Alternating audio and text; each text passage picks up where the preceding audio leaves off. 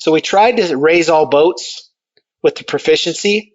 And when the union came to the table with that, we had data to say, look, guys, I understand that Joe wants to be, the only person that can do cardiac TAVRs, and the doc thinks they're great, but the doc's telling us they need something more.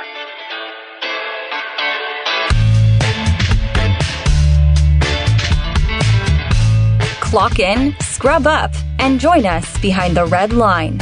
You're listening to First Case, a perioperative podcast bringing you exciting interviews, engaging discussions, and innovative solutions that are changing the way patients receive surgical care.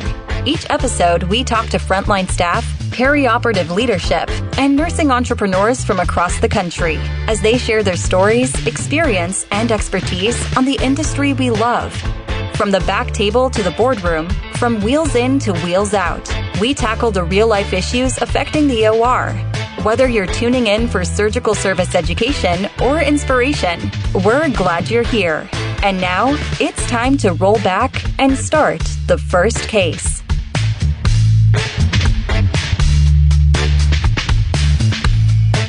This week on First Case, we speak with Jason Goodwin, RN, MSN, MPH, CNOR, and CEO at Innovative Cultures. And we've got a success story that we're going to detail today, Melanie. And I know you had a chance to connect with Jason online. If you want to get a hold of First Case and you want to have an appearance on the show and you want to tell your story, just be active in social media because that's our playground.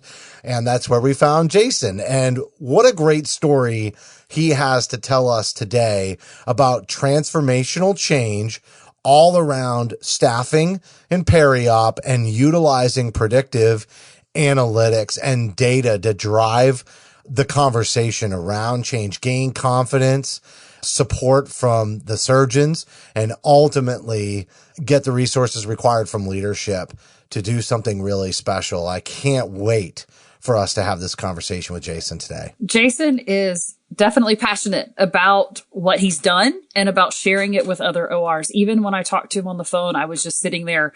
I don't know if the right word is enraptured, but I was like, oh, this is amazing. Oh, this is fascinating. And I don't know that I said much else other than that while I was listening to him, but he came up with a good process. And in my own experience as a manager, I struggled with justifying staff or why we needed more or explaining to staff that they might need to do other things. And he had a solution that worked, that was driven by data, that was objective, that you could stand against, and there was no bias in it because the numbers don't lie. And so people are going to enjoy hearing what he talks about today. It's so funny because sometimes when you have that data conversation, people immediately think of like Star Trek and Mr. Spock and that there's going to be no human element. And here we are, many of us nurses, very much caretakers, very much focused on the human side of things. And what you're going to love about this conversation is it's a data conversation, but it is a conversation that also very much acknowledges the human side and, people and people management and working together. So you're not sacrificing one. You're really going to get both in this power-packed episode, both perspectives and how they work together to really achieve some amazing results. We're going to be right back with Jason Goodwin after a short break.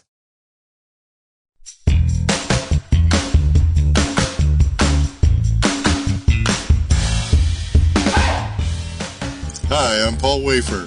I'm Melanie Perry. I'm Jeremy Gibson-Rohr. And I'm Justin Poulin. A 17 Studios production, you're listening to First Case.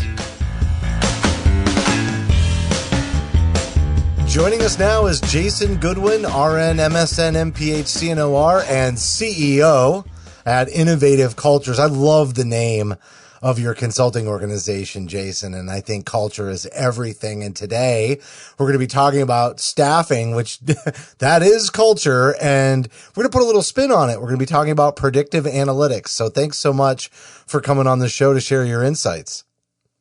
Oh, it's my pleasure. Thanks for letting me be a part of it. So Jason, why don't you give us a little bit of your background? Tell the audience who you are, and please don't feel like you have to limit it to your professional experience. If there's something that you enjoy doing in your free time, something you're passionate about, throw that in there as well. I love that. That's great. Okay, well, let's see. I'm a registered nurse. I graduated school in 2002. My wife and I joined the military about that time. Actually, she's a spouse. She didn't join with me, but we were in it together. And I was deployed in 2003 with the Marines in Operation Iraqi Freedom, and got my first taste of surgical teams during that time. And after I came back from my time in Iraq, I was working with forward resuscitative surgical suites. So we would be at the forward edge of battle and taking casualties and then patching them up and getting them back to the rear for life-saving treatment. Got back to stateside and I had an opportunity to work in ORs pre, post, and intra-op. And I was a young leader that they were pushing into. As a lot of junior officers, you're expected to jump in and lead pretty early. And so that sort of came naturally from my position, and ended up working in and around ORs and procedural suites for the rest of my career up until currently. And about 12 to 15 years of that was progressive leadership experience.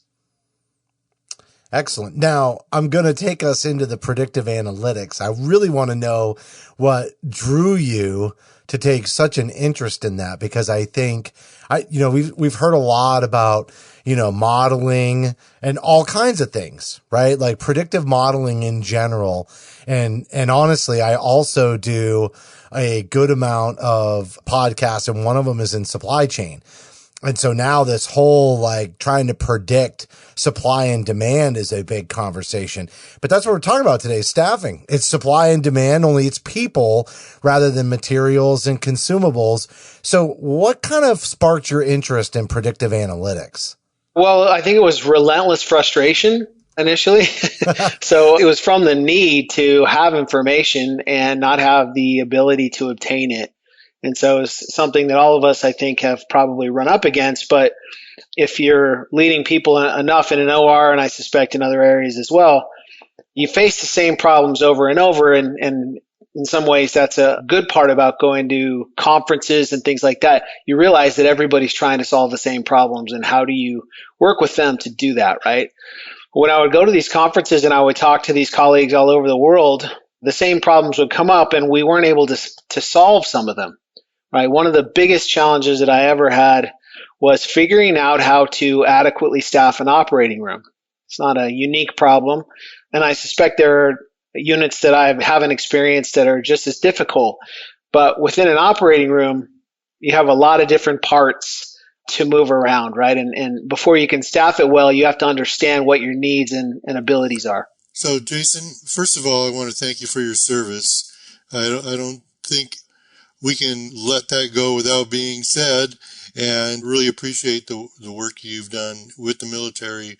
So I just would like to find out a little bit more in terms of predictive analytics, in terms of what kind of data elements are you using to help you determine what kind of staffing you need? Is there a formula to it? Are you looking at predicting case volumes and average times? Is it cases by time of day? I'm really interested to hear how you're managing all that. Sure, Paul. And thanks for acknowledging the service. It's my pleasure. So the way this works is we started trying to figure out how do we run our operating rooms so that when we're staffing the surgical suites, the surgeons are happy with the quality of proficiency that they're getting from our teams. Obviously, the surgeon, we want them to be comfortable and not be rattled when they're trying to take care of our patients. We don't want our patients to be in a situation where people are frazzled or unaware of each other. So that's always been, how do we do this? This is super important. But the best we could do is see who's there on the day of surgery, see who the surgeons are, throw them in one direction and hope for the best, right? And so what we started to try to look for is how do we get data that can tell us what we need to know? Number one, we already have a surgical block schedule, right? So we know when we're supposed to have people and what's going to be coming within a margin of error, right? There's add-ons and things like that. But for the most part, we aren't even trying to meet that need scientifically, right? And so secondly, how do we make sure that we're not even matching our staff schedule with what the surgical block schedule is, right? Everybody knows that that would be ideal. And I know most people feel like it's very difficult to figure out, especially with things like unions and such. But, how do we match that with the surgical block schedule? And then the third component is, where are people spending their time? If I'm a cardiac nurse and I spend 95% of my reps with one surgeon and one procedure, then I'm going to become a very good nurse at that one procedure with that one surgeon. But that's not what benefits the entire operating room, right? So how do we maximize that ability? And so that's the data we're trying to find. So when we talked on the phone, Jason, prior to this interview, you kind of went into a little bit more detail about where you drew all that data from. Can you talk a little bit about where you actually went to get all of that data that you looked at for your department? Sure. So what we did is, like I said, we knew that we had the data from the surgical block schedule, and we had an existing staff schedule. We didn't have the ability to merge those two until we figured out that our operating system that we had, which happened to be called Epic, they have a system that can, and by the way, I don't know what they are now, but they were probably 85% market share at that time, right? So this is 85% of the people are using this system, and we think we have an idea. So Epic spits out these reports, and they're essentially data dumps. And if you know how to create a report correctly, you can start to hone in on what you're trying to obtain. And so what we were able to finally get is a report that showed us. I had a team member of ours who's a whiz with Access database and Excel and things like that. And we essentially built it from scratch using non-proprietary templates. And so it created a situation where we could tell by a staff member, by a role, by a surgeon, procedure, day, and then even down to the procedure level, where are these people spending their time, right? And so we're able to produce a report monthly or even more frequently than that. We ended up settling on about every 60 days, where I could pull the last 90 days of repetitions on where, Paul, you've been spending your time. And so it was pretty interesting, because what we ended up doing is we went to our team and said, you tell us where you think your expertise is. And so they came back and they told us their top 3 areas, services. And then we pulled the data on that and we matched that up. And it was interesting because there was often plenty of opportunities where everything merged perfectly, but there are also some discrepancies in what I said I do and what ultimately the data said, or vice versa. And so it created an opportunity for us to talk with our teams and say, hey guys, listen, we're trying to create a new schedule, one that reflects what the surgeons and services need as well as what you need. And your current schedule doesn't really reflect what is best for your service. So can we talk about either changing your schedule or changing your service so that you are more suited to whatever the department needs? That's where the union came in, but it was a really interesting conversation, one we hadn't had previously. I can't wait to talk about the union piece. So I'm going to put a pin in that for a second, because I think let's do that. A very important part of this conversation, especially around change management. I like how you use the data to have a productive conversation. So I'm coming back to that, but I want to acknowledge something that you said before too, which is Melanie asked, where did you get the data? And I want to say, where did you get the time? Because you talked about using like Microsoft Access, and I've programmed in some of those, and you may or may not have been super proficient at that. You might have had to do a lot of self-tutorial. So where did you find the time? Because I can't imagine you're sitting around in the operating room managing the team and finding yourself with all this time to hang out playing around in Microsoft Access programming to make this interface and this data happen. So I think that there's a passion piece here. I suspect you put in a lot of extra time, and I want to make sure we kind of acknowledge that to make a difference. Sometimes it takes us all digging a little deep and putting in that extra time. Yeah, let me just first say, certainly there was passion. My passion was around solving the problem, right? It's something that I had spent lots of time trying to solve. But the passion came from one of our team members who happened to already, we had a nurse that managed a lot of our tissue and some of those other projects that were a little bit atypical outside of the rooms. And turns out he was an access nerd, right? That's what he just loved doing all the time. And he was the one that came up with the idea, hey, listen, it's no trouble to get these reports spit out. That's the good news. Bad news is we have to figure out how to create something out of it. But once we do, the template is made, and theoretically we can just improve it over time. And so it was his passion and I of course recognized it as, oh wow, this is something that I can potentially use to solve a problem.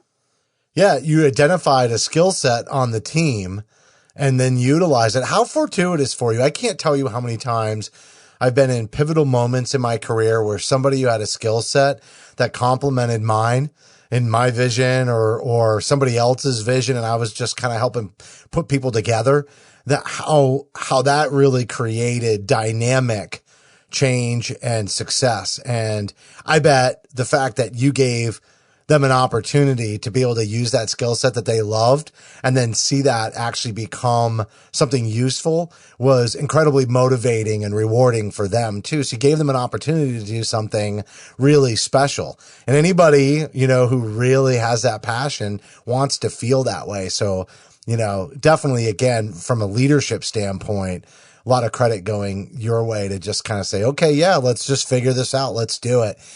I want to go back to the union piece and, how you use data to drive that conversation. Cause I think we kind of left off with, you said that's where the union came in. And that was a heck of a teaser that I took us a step back on for a minute. But, I think if you're going to have those kinds of conversations, right, they have to be really objective. And I feel like in that process, you were handing information to somebody and actually allowing them to be part of making a decision in their best interest versus totally getting into this dynamic where we're butting heads and everybody's in a stalemate and not moving.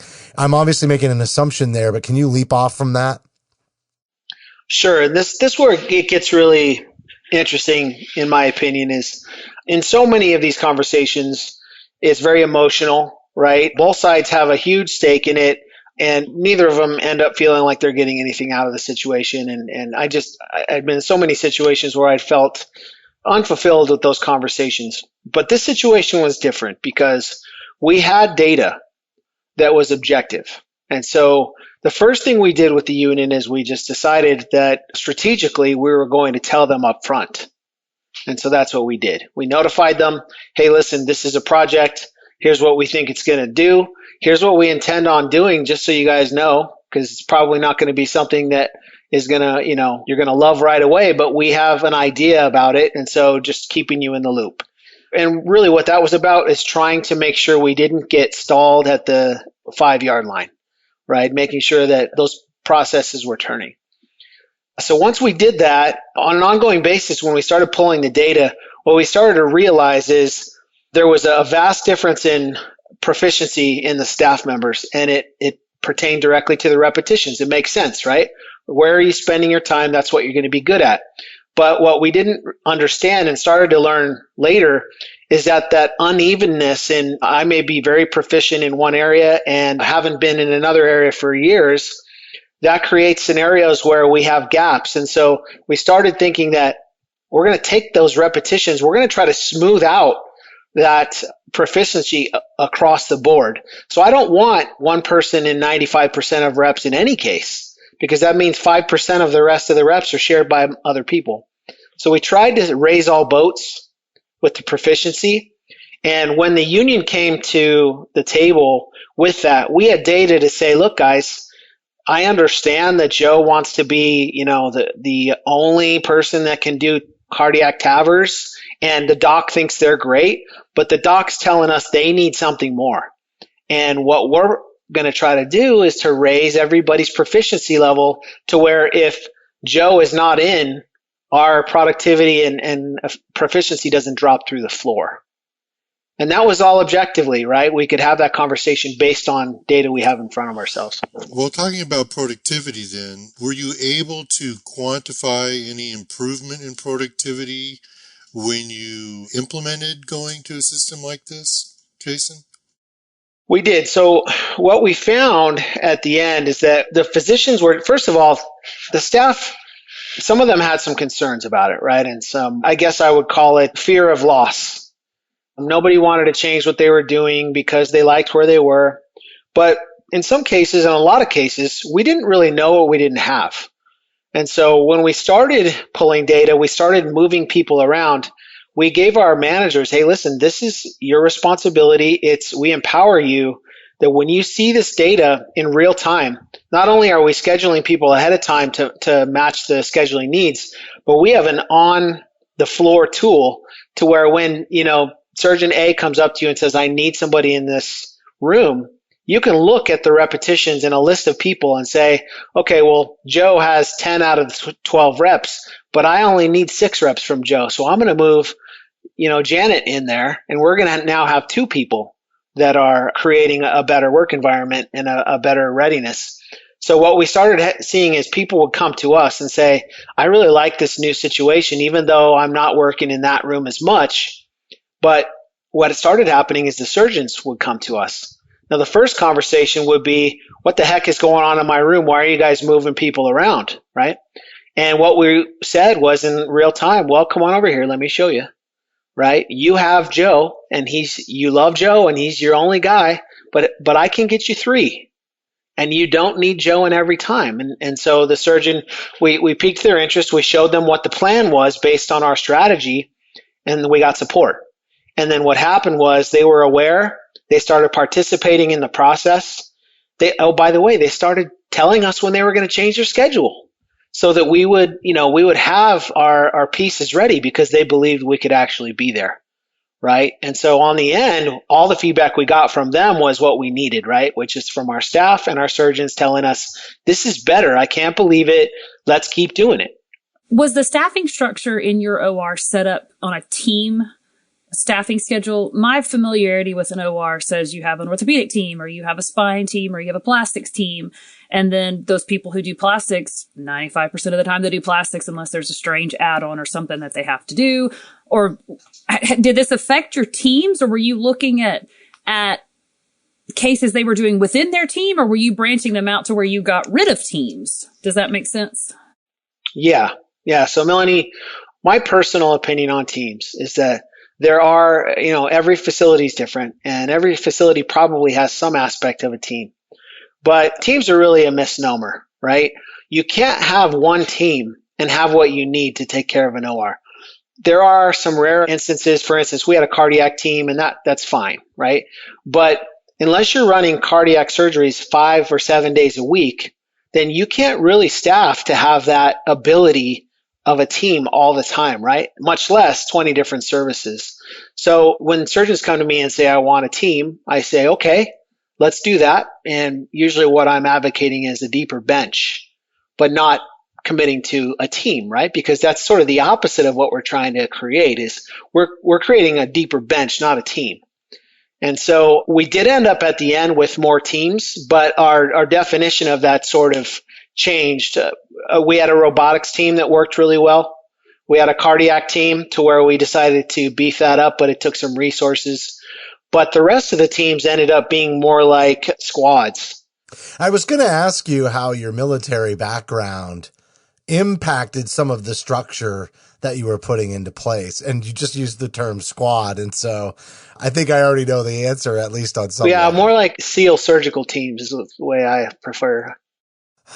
So you talked a lot about just now, like how this impacted sort of like the surgeon satisfaction, the employees satisfaction. But I'm assuming at some point with the surgeons raving about how well this was working, that this got up even higher, into that C-level and leadership level. And I wonder what their sort of reaction and sometimes I even have to ask this question, and it's not to, this isn't a negative kind of question, but sometimes I don't feel like it's very easy for the C-level to necessarily understand some of the nuts and bolts of all that just based on time availability to comprehend it. So how much do you think they were able to comprehend what you were doing exactly, other than the feedback that they were getting from everybody who was involved in the process? Sure. Well, it's interesting you bring that up because that is part of what is a huge, part of any project like this is doing a good job at making sure the executives know what's happening. And in a future podcast, if we talk about the succession planning aspect of this, there was an even larger part of keeping the C-suite involved in what was happening. But for this project, this is what it looked like. As soon as we thought that we had something really special and we decided we were going to bring it to our teams and our surgeons, we went to our C-suite and started pitching these ideas. So we said, hey, listen, we want to completely change the way we do staffing. We're going to use data. They said, yep, we like that. Sounds good. And however, we're going to change the way the surgeons get their staffing. And then we really had their attention. They said, they're like, okay, well, wait a minute. Let's talk about this. Tell me specifically what you're going to do. And that's what we did. We started to talk about what we thought this tool could do. I think a good part about it was right up front, we talked about what are the measures of success, things that will mean that we're doing a good job. Things like, we talked about the number of people that are competent, right, or proficient, the number of hours of service time for our service leads, being able to get those people free and more dedicated, things like the percentage of accuracy at the beginning of our cases, and then satisfaction from our patients, surgeons, and et cetera. And then we also talked about, and I think this is even more important, is balancing measures, because when you're working with adults and you're talking about doing something new, fear comes up, right? And it's like, okay, well, all right, I understand it's new, but let's talk about balancing measures. And what I mean by that is, how do we know when it's going off the rails, right? And if we discuss that up front, I think people really feel better about that. And so that's what we did. We said, so, okay, what are the balancing measures, right? If we have a major change in any kind of near misses or actual quality events, nobody wants patients to get hurt, right? So that's one. Number two, if we have any major change in error rates, obviously, that's an issue. We got to stop and see what's going on. Do we have user reporting problems? Either the patient, but we ask them, our staff and surgeons, to report that through an organized pathway. I'm not going to take phone calls and things like that telling me that you don't like what we're doing. Send me a request through a process that we have, and we will, be diligent with every one of them. And then finally, by the end, if there's no underlying system that controls all of this work, that also is a failure. We don't want that. So those are the things that will tell us that we need to do something different. Once we did that, everybody pretty much said, okay, we can live with, a little bit of a trial. So that's what got us that. It really sounds like a great process that you've implemented, Jason. So I just want to try and throw a wrench in it a little bit and ask you about, the thing that always comes up is add-ons, sick calls, vacation time. And I know that your ultimate goal was to have enough people competent in those areas so that wouldn't be an issue. But what did you do in the meantime? I mean that's got to be a really difficult part of this process to get to that change. Yes. So I'm going to do something that's very unconsultant, okay? I'm going to tell you that you're going to need more resources to do this, right? So what happened was we talked to our C-suite, and this is when we got to the succession planning. The things that we found really hammered this point home. We have to change the way we're looking at how to staff our departments. Number one, we have an attrition rate, and again, I don't want to go too far into the succession planning, but our attrition rate is making us chase our tail. We are going to have people sick and on vacations, and we're not currently planning for that. And number three, there are going to be up to 20% add-ons that we cannot plan for. So what is going to be our margin of error, and how are we going to beef that up so that whatever comes, we do have the ability to flex enough to do that?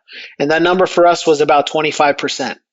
Can you tell us what your productivity number was? Did you measure it by hours per unit of service or some measurement, and where you came in at? I mean, I'm always curious about that. That's always something that I would like to know.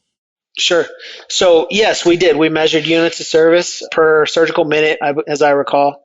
And so, yeah, the number that I told you, 25%. So that was essentially a staffing bench improvement, right? That's what we sort of tried to apply across the board to make ourselves as flexible as we needed to be for what we thought we needed to do. Now, if that were the only thing that we did, then that would just be a 25% increase in budget, and that's not going to fly for anybody listening to this. But what we found was that when we did that, there was a lot of water that could be wrung out from the system because we were misapplying people that weren't skilled at what they were doing or were being allocated in places that they weren't needed. And so by taking those, and so this is not only learning how to apply people to where their expertise is, it's about removing them from where they're not creating value. So we were able to apply them specifically to where we needed them, and they knew what their need was. Right? They knew their top 3 services, and they knew they were probably not going to do much else. And that's okay. That's why we settled on 3. 3 seemed to be a good palatable number for everybody, and the repetition supported that. At the end, what we found was that, and the way I measure it, productivity is great. Our productivity probably slid a little, but what I measured was our overall revenue and profits at the end. And so what we saw was about a 6% increase in our volume, and our contribution margins were up about 2 to 3% during that same time. So we had a lot of reduction in the labor cost side of things. And so we think that it shook out because we weren't calling people in last minute. We weren't throwing 3 bodies at something because we didn't know what we would need. Right? We had very accurate and actionable intelligence. And the best part about it was that the managers loved it because they didn't have to argue with the surgeon that they didn't know what they were doing. They did. They could show you, right? They could show you why they did it, and they could show you why you're wrong, right? So, I mean, it was a conversation where for the first time they were able to argue strategy with people, and they could see that strategy and buy into it. And so it was great. Not only was it great for operations, it was great for culture because the entire idea of the lack of trust, right? Why are you sending me there? That must be favoritism, right? All of that stuff went by the wayside because we can talk in real terms why it's being done. And if I make a decision that you don't agree with, let's talk about it, and maybe I'm wrong, but I'm not hiding anything. Yeah, there's confidence and objectivity. And that's what you built that foundation of trust on. And ultimately the respect part. So I bet there were people who probably felt like they didn't have a voice because everything that they were saying was sort of like colloquial, right? Instead of, no, this is, it's not just my idea, it's our reality. And so there are probably people that gained a good amount of credibility that maybe people weren't always so sure about before. Did you find that? I did. And this group of people, they predated me. There was a lot of great people that were frustrated at times. They were being accused of things that they didn't feel like they were actually leaders I'm talking about. They didn't feel like they were guilty of some of the things they were being accused of. And there was a lot of historical lore, right? There's, like I said, favoritism. There's people are in cahoots. They're out to get me. And maybe some of those things were true at one point, but those things, many of them were no longer happening, but that was still being communicated. So what this helped with is that finally to be, that mirror to be held up to say, hey guys, I understand, but this is really what's happening now. So let's challenge that. Is that really still happening? If it is, we'll deal with it. But I challenge you to ask yourself whether it is, because this is the system we're using now. And moving forward, that won't be a necessary concern. And we worked through that. There are people that still believe that. There were people that were glad to put that down immediately, right? But that's where the culture comes in. It's really cool. With the new system that you had, I have to ask, did it get rid of or at least reduce the staff's reaction to cases that said, I can't do that case. That's not my specialty. That's not mine. I'm not doing that. Did that get better? I love it, Melanie. That's such a great point. So yes, it did get better because what it created is, as I said, it added people where we needed them. It took them where we did not need them. Sometimes if I said that I'm good at these 3 services, but I haven't been in one of those cases in 6 months, clearly that's not the case. And there's reasons why that is, right? Maybe I really like the doctor. Maybe the doctor really likes me. Maybe I hate the doctor and I'm never going to go in that case, but I'll tell you that I'm an expert in that service, except for him, right? And so what that did is to say, hey, that's great, But can we talk a little bit about, surgeon C, because is there a problem there? I noticed you don't go in the rooms. We really need you to understand what those cases are. And so you need to be with that surgeon too. What's happening? And so, yeah, those conversations were happening and everything was out on the table. I got to tell you, I'm really impressed with just the whole process. And, sometimes you get people who are really good at the human side and some people who are really good at the data side, but you really need to be able to have that combination of skill set to really make, impactful change happen. And I can hear that throughout this interview, that you have like a respect for both of those elements that came together. I got to tell you, this has really been an incredibly interesting interview. I know we are going to have you back, and we'll definitely kind of go down, the second half of this conversation at some point. Is there anything you want to add before we wrap that, is like maybe really important to note that we did not discuss today? I can't believe the time has passed as fast as it has. I'm sure there is. We'll definitely touch on some of the things and carry this forward in the next one.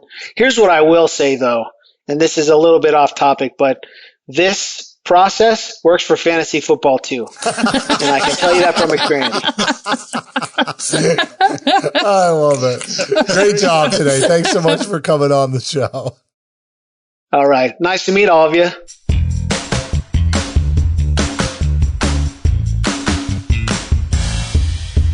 That was Jason Goodwin, CEO at Innovative Cultures. And speaking of an innovative culture, this was completely a success story around innovating culture through having objective data to tell a new story and to adjust strategy. And I love this whole thing, Paul, around the historical lore.